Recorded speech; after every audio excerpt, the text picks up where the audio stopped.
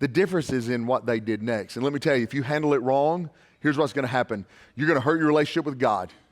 Like if you handle it wrong and you bury this thing and you move on, I'm going to tell you your heart's going to grow harder and harder and colder, and your relationship with God is going to get farther and farther away, and that closeness is going to be wrong. You handle it wrong, you're going to live with regret, you're going to live with guilt, and you're going to live with the worst of all, shame.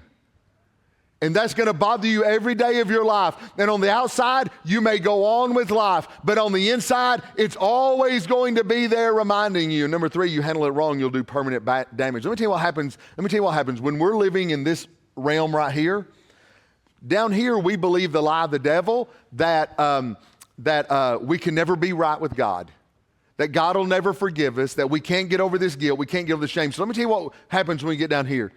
We start stacking bad decisions on top of one another. And so what happens when we get down here is we make one bad decision after another because we kind of have the attitude, well, what does it matter? Like, what does it matter? And so we stack bad decisions and we wind up doing permanent damage in our lives, and we wind up with scars in our lives we would not have had if we had handled it the right way. Well, what happens if we handle it the right way? Well, you can get back in the fight, right? God is using you again. You're moving forward with purpose. You can even be trusted with more. Peter was given more responsibility afterwards before. You can be stronger than you were before, and you finally be at peace again. Listen to this. There were 12 apostles, right? Including Judas and Peter.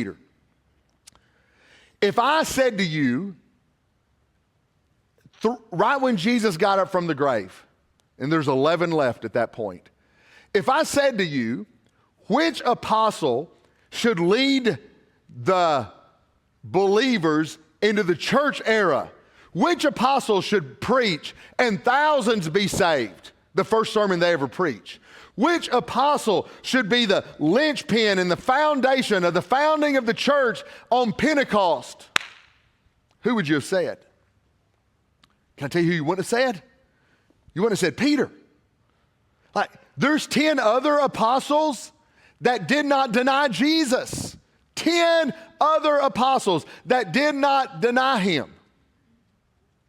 But of all those men, God chose Peter.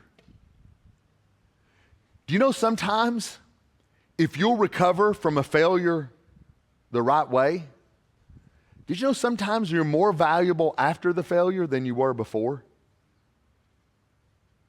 Now, that's no excuse to go fail, right? I've said before when I pray, I caught myself when I used to pray, I used to say, Lord, please keep me humble.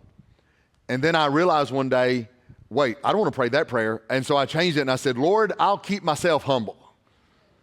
Remind me if I'm not. Like, I don't want God humbling me at all.